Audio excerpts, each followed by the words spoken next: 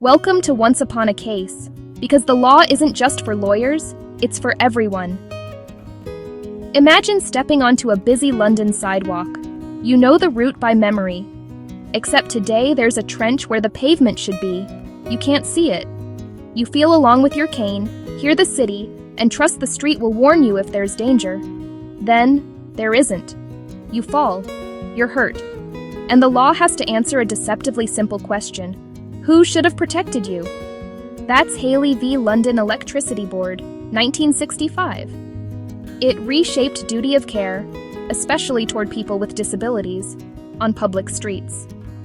Here's the setup. The London Electricity Board dug a trench in a public footpath to work on underground cables. They put out some makeshift warnings, a pole, some shovels, chalk marks. Enough, they thought, for sighted pedestrians to notice and walk around.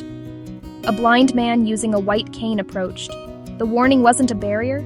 It wasn't detectable in time. He fell into the trench and suffered serious injuries. He sued. The board argued, "We warned people. We met the standard.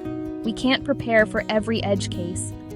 But the House of Lords said, "Not so fast." Here's the core of the case. First, foreseeability. Is it reasonably foreseeable that blind people use public footpaths? Of course.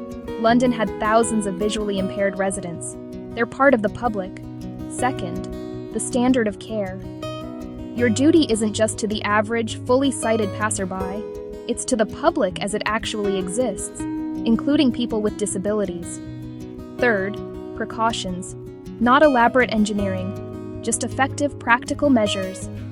A solid, continuous barrier on both sides of the trench would have been enough. So the rule that emerges is powerful and practical. If it's reasonably foreseeable that a class of people, like blind pedestrians, will encounter your hazard, you must take reasonable steps to protect them, not only the average person. Reasonableness is shaped by who's likely to be there. It's a cost-benefit judgment. If a precaution is easy and effective, and the risk is serious, you should take it.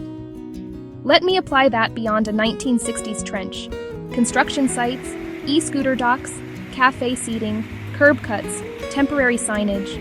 If you run a site that intrudes into public space, ask, would a blind or low-vision person detect this in time? Are there tactile cues, continuous barriers, audible signals?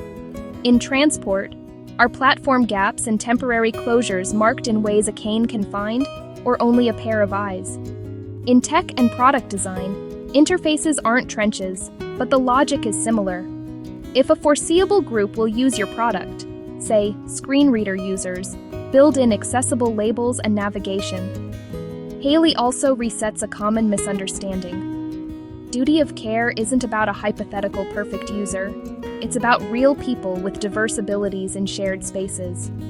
The law doesn't require zero risk. It requires reasonable precautions proportionate to the danger. So what should we do? Identify who will likely encounter the hazard, including disabled users. Map the worst credible outcome: fall, collision, injury. Choose simple, robust controls, continuous barriers, tactile edges, audible alerts. Document and maintain them. Warnings that fall over aren't warnings. Plan for the least protected, and you protect everyone. In 1965, the court saw a hole in duty of care and filled it with a principle that still guides us. That's Haley v. Leby, the trench that became a turning point. Thanks for watching. If you like this case, hit the subscribe button, and I will see you on the next one.